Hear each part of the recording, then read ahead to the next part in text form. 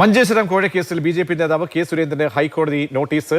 സുരേന്ദ്രനെതിരായ കുറ്റപത്രം തള്ളിയതിനെതിരെയാണ് സർക്കാർ അപ്പീൽ നൽകിയത്. ഇത് ഫയലിൽ സ്വീകരിച്ചാണ് കോടതി നടപടി. കേസ് ഈ മാസം 30-ന് വീണ്ടും പരിഗണിക്കും. ബിനിലുണ്ട്. ബിനിൽ, സർക്കാരിന്റെ നിലപാടിലാണോ ഇപ്പോൾ കുറ്റപത്രം തള്ളിയതിനെതിരെ നൽകിയ അപ്പീലാണോ ഇപ്പോൾ വരുന്നത്? ഇതിൽ എന്താണ് ഇനി അടുത്ത ഘട്ടമായി കോടതി തീയതിയാണ് ഇപ്പോൾ ഷെഡ്യൂൾ ചെയ്തിരിക്കുന്നത്? വിവരങ്ങൾ.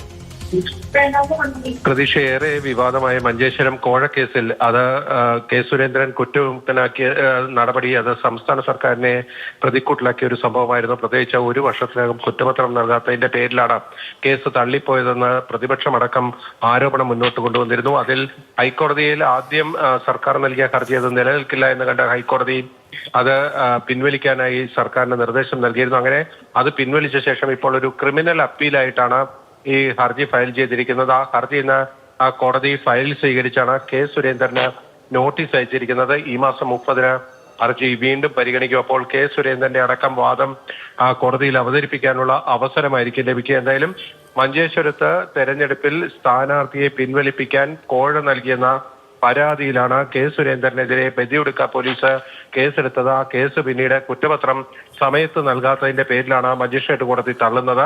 ആ സംഭവത്തിലാണ് ഇപ്പോൾ സംസ്ഥാന സർക്കാർ ഹൈക്കോടതിയിൽ അപ്പീൽ നൽകിയിരിക്കുന്നത്.